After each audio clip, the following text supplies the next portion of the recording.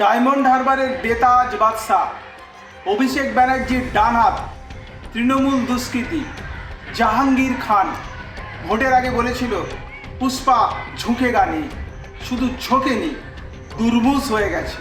কখনো সাদা T shirt, কখনো কালো গেঞ্জি, হাফ প্যান্ট পরে খালি পায়ে, কোমরে বাঁধা দড়ি আর হাত জোড় করে কখনো কান ধরে ভিক্ষা প্রার্থনা করছে, ক্ষমা চাইছে। এই যে কত মায়ের স্মৃতির সিঁদুর মুছেছে, কত মায়ের সন্তানকে তার কোল থেকে ছিনিয়ে নিয়েছে, কত মানুষের উপরে প্রাণঘাতী হামলা ঘটিয়ে তার বিভিন্ন অঙ্গ প্রত্যঙ্গ পঙ্গু করে দিয়েছে, তার কোনো হিসাব নেই।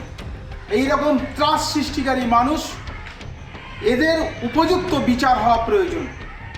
যারা ভিকটিম তারা কিছুটা তাদের যন্ত্রণার উপশম হয়েছে। আমি একজন ভারতীয় জনতা পার্টির কর্মী সমর্থক কার্যকর্তা হিসাবে এবং শুধু নাগরিক মঞ্চের পক্ষ থেকে আবেদন করছি, পশ্চিমবঙ্গ সরকার এমন শাস্তির বিধান করুক, সেটা কঠোর থেকে কঠোরতম হবে, যাতে ওই পথ অনুসরণ করতে কোনো মানুষ 100 বার ভাবে।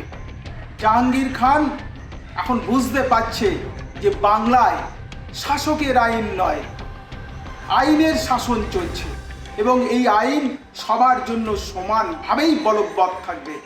এখন দিদিও নেই, এখন তার বস অভিষেক ব্যানার্জিও নেই, তাদেরও ডিম থেরাপি চলছে। অতএব সাবধান হয়ে যাওয়া ভালো। কৃতকর্মের ফল ভুগতেই হবে। প্রায়শ্চিত্তর পর্ব চলছে, এরপর বিচার পর্ব চলবে। শ্রীঘরে ঠাঁই হবে, আর বেরোতে পারবে না।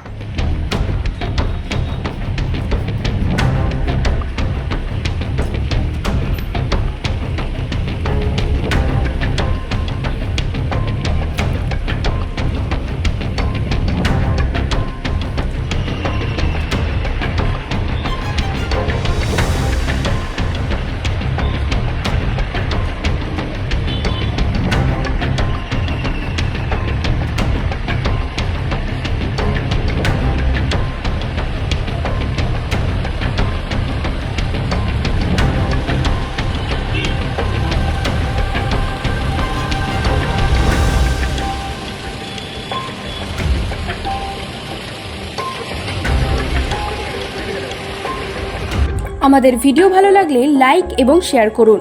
কমেন্ট সেকশনে গিয়ে জানান আপনাদের মতামত। আরও ভিডিও পেতে আমাদের চ্যানেল সাবস্ক্রাইব করুন এবং প্রতি মুহূর্তে খবরের আপডেট পেতে প্রেস করুন বেল আইকন।